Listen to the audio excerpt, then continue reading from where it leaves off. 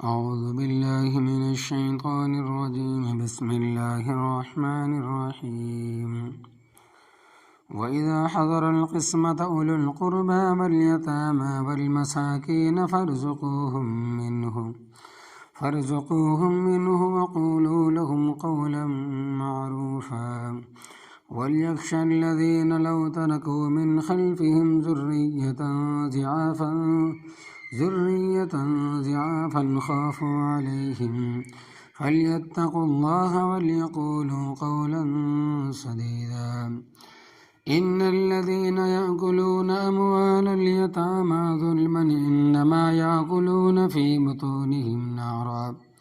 وسيصلون سعيرا صدق اللہ العظیم۔ لفظی ترجمہ: وَإِذَا حَضَرَ، اور جب حاضر ہو، القسمۃ، تقسیم کے وقت، اولو القربیٰ، قریبی رشتہ دار، والیتامى، اور یتیم، والمساکین، اور مسکین، فارزقوہم، تو دو ان کو تم منہ، اس مال میں سے، وقولوا لہم، اور کہو ان کو، قولا معروفا، اچھی بات، ولیخش الذین، اور چاہیے ڈریں وہ لوگ، لو ترکو، اگر چھوڑے وہ، من خلفہم، اپنے پیچھے، ذریۃ ضعافا، اولاد کمزور،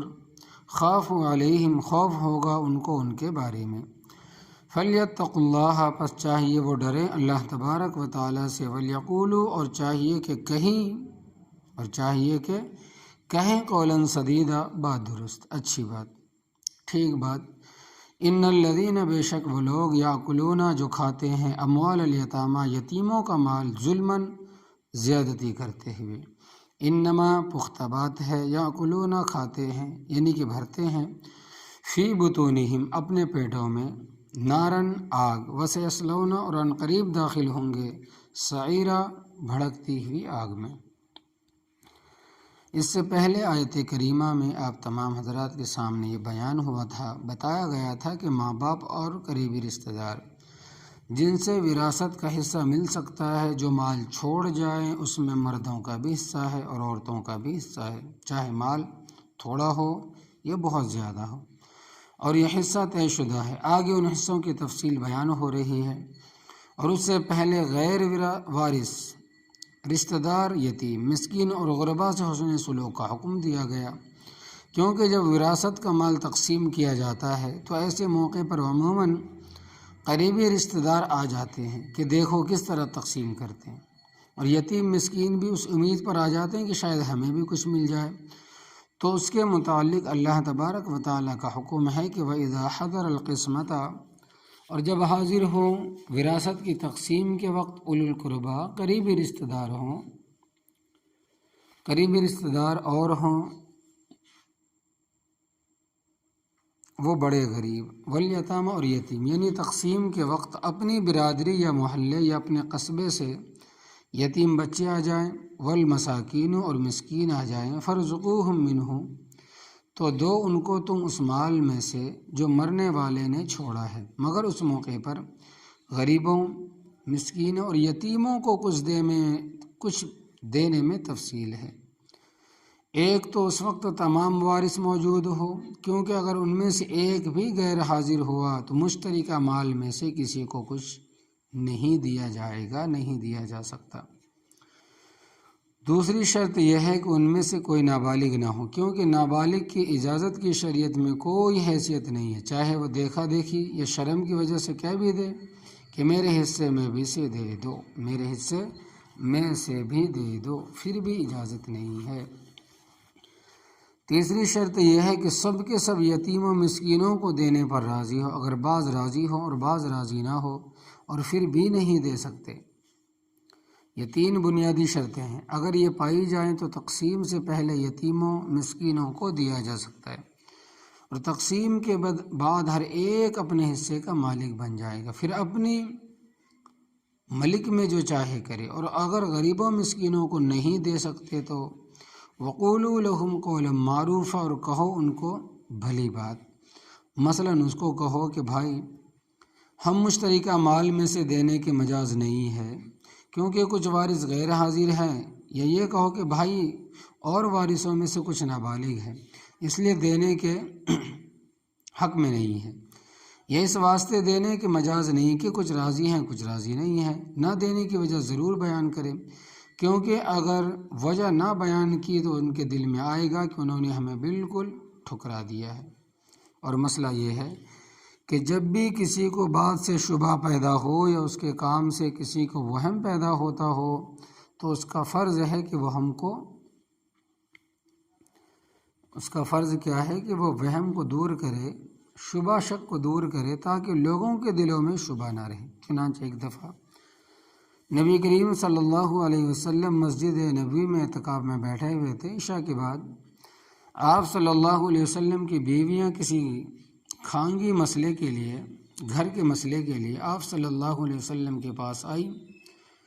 باقی تو چلی گئی مگر حضرت صفیہ رضی اللہ تعالیٰ عنہ دیر تک بیٹھی رہی۔ خاصی رات گزر گئی، معمولی سی چاندنی تھی۔ جب جانے کا ارادہ کیا تو آپ صلی اللہ علیہ وسلم نے فرمایا کہ میں دروازے کے قریب کھڑا ہوتا ہوں تو میری نگرانی میں چلی جا، کیونکہ ازواج مطہرات رضی اللہ تعالیٰ عنہ کے کمرے میں مسجد نبی کے ساتھ لین میں تھے، جن کو حجرات کہا گیا ہے۔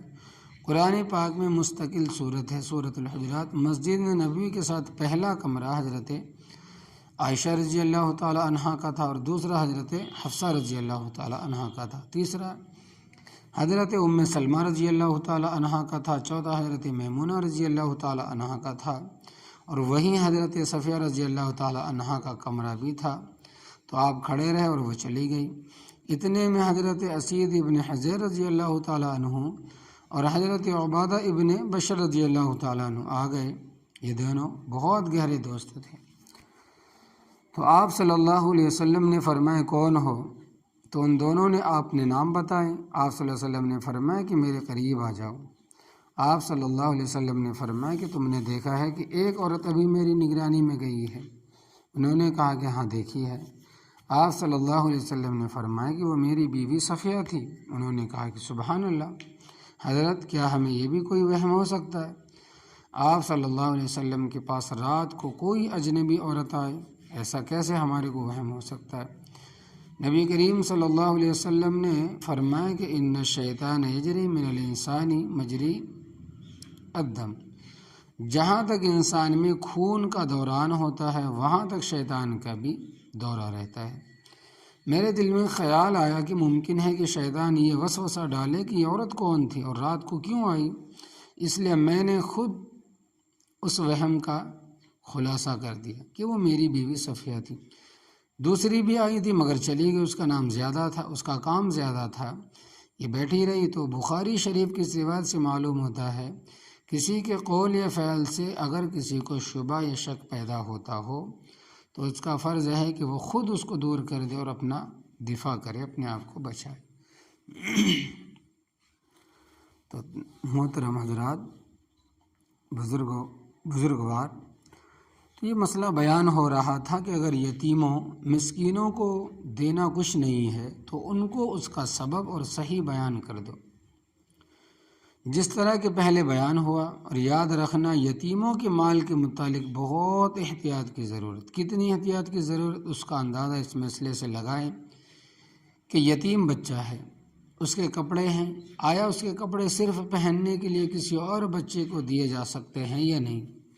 یا اس کے کپڑے فالتو ہیں، یہ بچہ بڑا ہو گیا اور کپڑے چھوٹے ہو گئے تو یہ کپڑے کسی اور بچے کو دیے جا سکتے ہیں یا نہیں۔ تو فقہائے کرام نے اس سلسلے میں خاصی بحث کی ہے۔ ایک گروہ کہتا ہے کہ نہیں دیے جا سکتے کیونکہ کپڑے ان یتیموں کی ملک ہے اور ان کی ملک میں چیز آ تو سکتی ہے مگر ملک میں سے ان کی چیز نہیں نکل سکتی ملک میں سے، کیونکہ بالغ ہونے سے پہلے وہ اجازت دینے کے بھی اہل نہیں ہے۔ دوسرا گروہ کہتا ہے کہ ان کا سرپرست ان کے فالتو کپڑے یا وہ کپڑے جو چھوٹے ہو گئے اپنے بچے کسی اور بچے کو دے دیں تو اس کا مجاز ہے۔ بہرحال بڑا ٹیڑھا مسئلہ، ہم نے تو دینی مسائل سمجھے ہی نہیں، بڑی باریکیاں ہیں۔ فرمایا کہ وَلْيَخْشَ الَّذِينَ، اور چاہیے کہ ڈریں وہ لوگ، لَوْ تَرَكُوا مِنْ خَلْفِهِمْ ذُرِّيَّةً ضِعَافًا، اگر چھوڑیں وہ اپنے پیچھے اولاد کمزور، خوف علیہم، خوف ہوگا ان کو ان کے بارے میں۔ تو اللہ تبارک و تعالیٰ نے ہمیں یہ بات سمجھائی ہے کہ تمہارے پاس جو لوگوں کے یتیم بچے آئے ہیں یا مسکین اور محتاج آئے ہیں، ضرورت مند آئے ہیں، اس امید پر کہ ہمیں بھی کچھ ملے گا، تو اس کو تم اس طرح سمجھو کہ تم فوت ہو گئے اور تمہارے یتیم بچے پیچھے رہ گئے اور ہیں بھی کمزور کہ وہ کما بھی نہیں سکتے، غریب بھی ہے۔ وہ اگر کسی کے دروازے پر جائیں اور ان کو کچھ نہ ملے اور محروم اور خالی ہاتھ واپس آئے تو سوچو تمہارے دل پر کیا گزرے گی، کوئی صدمہ یا دکھ ہوگا یا نہیں۔ اسی طرح دوسروں کے یتیموں کا بھی کہ دکھ اور محسوس کرو اور بلا وجہ تمہارے پاس سے محروم نہ جائے، خالی ہاتھ جائیں تو کسی معقول وجہ سے جائیں، بلکہ بہتر یہ ہے کہ اگر مشترکہ مال میں سے کسی وجہ سے نہیں دیا جا سکتا تو انتظار میں بٹھا دیں۔ جب مال تقسیم ہو جائے تو جس مال کے تم مالک بن گئے ہو اور عاقل بالغ ہو، دینے کے مجاز رکھتے ہو، حق رکھتے ہو،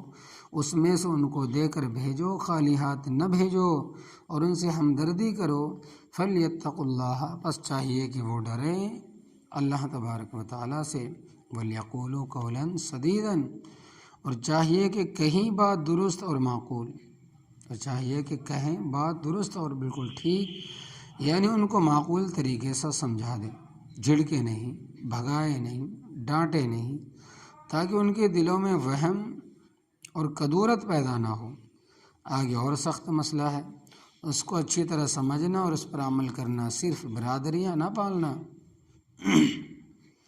فرمائے کہ ان الذین، بے شک وہ لوگ، یاکلون اموال الیتامى، جو کھاتے ہیں یتیموں کا مال،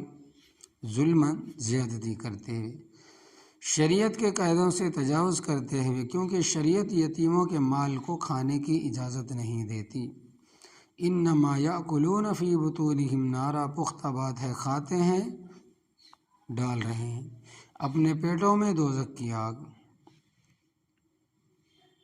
یہ بوٹیاں نہیں، آگ کے انگارے ہیں جو کھا رہے ہیں۔ معاف رکھنا، یتیم کا مال سارے ہی کھاتے ہیں، اور کھاتے کس طرح؟ وہ اس طرح کہ مثلاً ایک آدمی فوت ہو گیا اور اس کے وارثوں میں چھوٹے بچے بچیاں ہیں اور ابھی وراثت تقسیم ہوئی نہیں، اور اس مال میں سے تیجا، ساتواں، 10واں، دعوتیں، 40واں بھی ہوتا ہے، اور تم کھاتے ہو، برسی ہوتی ہے، تم کھاتے ہو، یہ قطعی حرام ہے، دوزخ کی آگ پیٹ میں ڈالتے ہو، کیونکہ ایسا تو ہمارے علاقے میں ہے ہی نہیں کہ وفات کے ساتھ ہی شرعی طور پر وراثت تقسیم کر دیں۔ میں نے اپنی زندگی میں یہاں کبھی نہیں دیکھا، البتہ ایسے 2-4 آدمی میرے ذہن میں ہیں کہ جنہوں نے مرنے سے پہلے اپنا مال وارثوں میں تقسیم کر دیا ہے، تو تقسیم سے پہلے اس مال میں سے تیجے، 7ویں، 10ویں، 40ویں، برسی، یہ اس میں سے خیرات کریں گے، جمعرات کو کھانا دیں گے۔ یہ جو بھی کھائے گا حرام کھائے گا، اللہ اکبر کبیرہ، العیاذ باللہ۔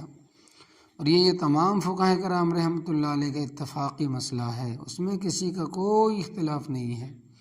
اور احمد رضا خان بریلوی، جو بریلوی حضرات کا امام، ان کا بھی یہی فتویٰ ہے کہ یتیم کا مال کھانا حرام ہے، اور کھا سارے رہیں، کیا مولوی، کیا قاری، یا پیر، کیا حافظ، یا حاجی، کیا چودھری، یا ماموں، یا چچے، سارے ہی چڑھ جاتے ہیں، سارے ہی چڑھ جاتے ہیں۔ ایک ہے تیجے، 7ویں، 10ویں کی تعین کرنا، یہ تو بہت بڑی بدعت، یہ علیحدہ مسئلہ۔ اور مشترکہ مال میں سے صدقہ خیرات حرام ہے، یہ الگ مسئلہ، اور یہ مسئلہ لوگوں کو سمجھانا بڑا جہاد ہے، اور یہ جہاد بھی تم ضرور کرنا، چونکہ صدیوں سے ہندوانہ رسمیں لوگوں کے ذہنوں میں موجود ہے، اس لیے ان کا چھوڑنا خاصا مشکل۔ میں کہتا ہوں کہ اس محاذ سے جس پر بندوق لے کر کافروں کے مقابلے میں لڑنا ہے، یہ محاذ اس سے زیادہ سخت ہے، کیونکہ ساری برادری کے تانے سنے پھر بھی کہے کہ نہیں کھاؤں گا، کیونکہ اس میں یتیم کا مال ہے۔ البتہ فوتگی کے موقع پر عزیز رشتہ دار جو کھانا پکاتے ہیں وہ کھانا جائز ہے، اور ایسے موقع پر کھانا پکا کر بھیجنا سنت ہے۔ چنانچہ حضرت جعفر رضی اللہ تعالیٰ عنہ موتا کے مقام پر شہید ہو گئے، تو نبی کریم صلی اللہ علیہ وسلم نے اپنے گھر والوں کو فرمایا کہ اسنعوا لآل جعفر طعاما فإنهم قد أتاهم ما يشغلهم، کہ حضرت جعفر رضی اللہ تعالیٰ عنہ کے گھر والوں کے لیے کھانا تیار کر کے بھیجو، کیونکہ ان کو آج صدمہ ہے، غم میں ہے، آج رنج میں ہے۔ تو ایسا کھانا غریب امیر سب کھا سکتے ہیں، قریب سے آیا ہو وہ بھی کھا سکتے ہیں، دور سے آیا ہو وہ بھی کھا سکتا ہے، لیکن تیجے، ساتویں، 10ویں، 20ویں، 40ویں کو پکا کر نہیں بھیجتا، یہ تو مرنے والے کے مال سے پکتا ہے۔ اس واسطے اس روٹی میں بڑا فرق ہے، اس دعوت میں بہت بڑا فرق ہے۔ اور ایک مسئلہ بھی سمجھ لیا، وہ یہ کہ جو آدمی جنازے میں شریک ہو گیا ہے اس کو الگ تعزیت کرنے کی ضرورت نہیں ہے۔ ایک مسئلہ یہ بھی سمجھ لیں کہ وہ یہ کہ جو آدمی جنازے میں شریک ہو گیا اس کو الگ تعزیت کرنے کی ضرورت نہیں۔ تعزیت کہتے ہیں کہ دوبارہ اس کے گھر پر جا کر تعزیت کرنا کہ آپ کے والد کا انتقال ہو گیا، اللہ جزائے خیر عطا فرمائے، اللہ تبارک و تعالیٰ آپ کو صبر جمیل عطا فرمائے، جا کر تعزیت کرنا، اس کو کہتے ہیں تعزیت، خیر کی بات کہنا، دعا کرنا، استغفار کرنا، ان کے لیے مغفرت کی دعا کرنا، اس کو کہتے ہیں تعزیت۔ جو جنازے میں شریک ہو گیا اس کو پھر دوبارہ تعزیت کرنے کی ضرورت نہیں، اس کا فرض ادا ہو گیا۔ لیکن بعض دفعہ آدمی سفر پر ہوتا ہے یا اور کسی وجہ سے اس کو علم نہیں ہوتا، وہ جنازے میں شریک نہیں ہو سکتا، تو بعد میں تعزیت کے لیے جا سکتا ہے۔ تو اس موقع پر وقت پیش آ سکتی ہے، اس موقع پر اس وقت پر دقت پیش آ سکتی ہے، وہ اس طرح کہ جب تعزیت کے لیے دور کسی جگہ پر جائے گا تو روٹی بھی کھانی ہے اور وہ کھلائیں گے بھی، تو اب آدمی کیا کرے؟ تو اس سلسلے میں پہلی بات تو یہ ہے کہ ان کو مسئلہ سمجھائے اور بات واضح کروا دے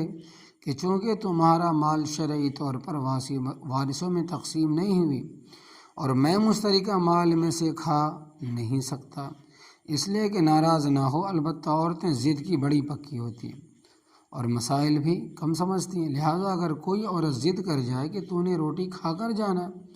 تو ایسی مجبوری کی حالت میں کھانا کھا لے، مگر جتنی روٹی کھائی ہے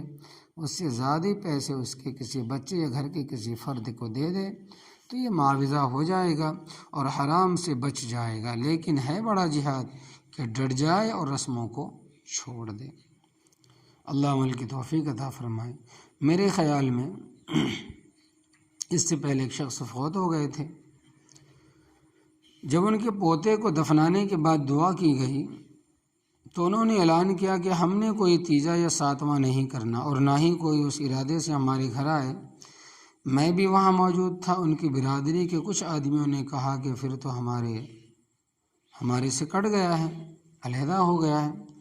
اللہ حاجی صاحب کی مغفرت فرمائے، بڑے تیز مزاج تھے، کہنے لگے کہ اس بات سے میں الگ ہو گیا ہوں تو مجھے الگ ہی رہنے دو۔ بڑے جہاد کی بات، بہت زیادہ ثواب ملے گا۔ اور لوگ بڑے عجیب ہیں کہ جنازے تو مجھ سے پڑھواتے ہیں اور گھر جا کر اعلان کر دیں کہ کل شریف ہوں گے یا پرسوں ہوں گے۔ بھائی یا تو مجھ سے جنازہ نہ پڑھواؤ یا قلوں کا اعلان نہ کرو۔ پھر مجھے آج تک یہ بات سمجھ نہیں آئی کہ اس کا نام ایصال ثواب ہے۔ بھائی ایصال ثواب کے کھانے کے مستحق تو غریب اور محتاج ہے، یہ چچا کیوں کھا گیا، دادا کیوں کھا گیا، ماموں کیوں کھا گئے، سسر کیوں کھا گیا، ساس کیوں کھا گئی، داماد کیوں کھا گیا، چودھری کیوں کھا گیا، وڈیرے کیوں کھا گئے، مالدار کیوں کھا گئے، یہ سارے ایصال ثواب خود ہی کھا جاتے ہیں، کیا لگتے ہیں؟ یہ سب خالص رسمیں اور کھانے کے ہیلے بہانے ہیں، ان سے بچو، اس وجہ سے کہ دیکھیں کہ اس میں ثواب نہیں ہے۔ جب کھانے میں ثواب نہیں ہے تو مردوں کو کیسا ثواب پہنچے گا؟ اور بہتر یہ کہ جب قبر پر دعا ہو اعلان کر دو کہ ہم نے کوئی رسم وغیرہ نہیں کرنی، جس نے قرآن کریم پڑھنا ہو اپنے گھر پڑھ لے، مسجد میں بیٹھ کر پڑھ لے، جہاں چاہے پڑھے، ہر جگہ پڑھا جا سکتا ہے، مگر ایسے مجاہد بہت کم ہے جو اتنی ہمت کرے۔ ایک دوسرے سے شرم کرتے ہیں، وہ کہتا ہے کہ شاید وہ اعلان کر دے اور وہ کہتا ہے کہ شاید وہ کر دے۔ تو مسئلہ یہ بیان ہو رہا تھا کہ جو لوگ یتیموں کا مال کھاتے ہیں وہ پیٹوں میں آگ بھرتے ہیں، وَسَيَصْلَوْنَ سَعِيرًا، اور وہ قریب داخل ہوں گے بھڑکتی ہوئی آگ میں۔ یا اللہ تبارک و تعالیٰ کی طرف سے عذاب ہوگا، یہ یتیموں کا مال کھا گئے، میں نے تمہیں مسئلہ کھول کر سمجھا دیا، آگے تمہاری قبر ہے، تمہاری گردن ہے۔ آپ چاہے بچیں چاہے اس کے پر عمل کریں۔ اللہ ہمیں عمل کی توفیق عطا فرمائے، آمین یا رب